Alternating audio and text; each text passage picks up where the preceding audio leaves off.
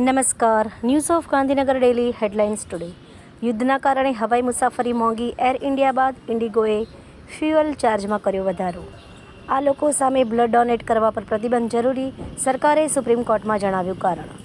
અમદાવાદ જિલ્લાની સ્કૂલોમાં 22% બાળકો કોઈને કોઈ બીમારીનો ભોગ.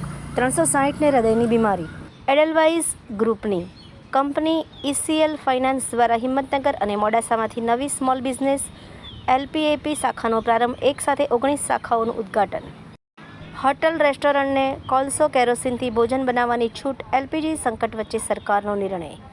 દુબઈથી પરત ફર્યા બાદ ભાવુક થઈ અભિનેત્રી લારા દત્તા. કહ્યું, પુત્રીના મન પર કાયમી આઘાત રહેશે. તંત્રી લેખ. ક્રૂડ તેલ ફરી ઉછળી $100 પાર. યુદ્ધ વચ્ચે ઈરાનનો સકારાત્મક સંકેત.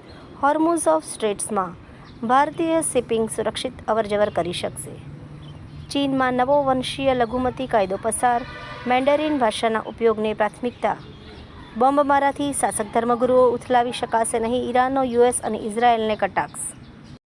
જામનગરના બેડેશ્વરમાં આવેલી પોલિટેકનિક એન્જિનિયરિંગ કોલેજની હોસ્ટેલમાં 2 વિદ્યાર્થીઓ વચ્ચે તકરાર. માફી મંગાવી હથોડી મારી. અમદાવાદમાં 24 ખાનગી હોસ્પિટલોએ માનવતાને મૂકી. કાર્ડ હોવા છતાં દર્દીઓને ખંખેર્યા. NOG સાહિત્ય સરિતા ગ્રુપ વિષય AI અને માનવીય ભાવનાઓનું ભવિષ્ય. એના ઉપર સર્જકોની ખૂબ જ સુંદર વિવિધ સ્વરચિત રચનાઓ. શામળાજી અને અરવલ્લી જિલ્લાના પ્રશ્નોના નિકાલ માટે સરકારી અને વહીવટીતંત્રમાં જાગૃતિ અને સંવેદના આવે. દુબઈ અને ગુઆંગઝુ જેવી વૈશ્વિક ટ્રેડિંગ હબ બનવા તરફ દક્ષિણ ગુજરાતની દોટ. ધાનેરામાં ગેરકાયદેસર શોપિંગ કોમ્પ્લેક્સ મુદ્દે ફરી ગરમાવો. પાલિકાની નોટિસથી ચર્ચા તેજ. ધ્યેય એકેડેમી આહવા દ્વારા સ્કિલ ઇન્ડિયા પ્રોજેક્ટ હેઠળ સફળ વિદ્યાર્થીઓને સર્ટિફિકેટ વિતરણ.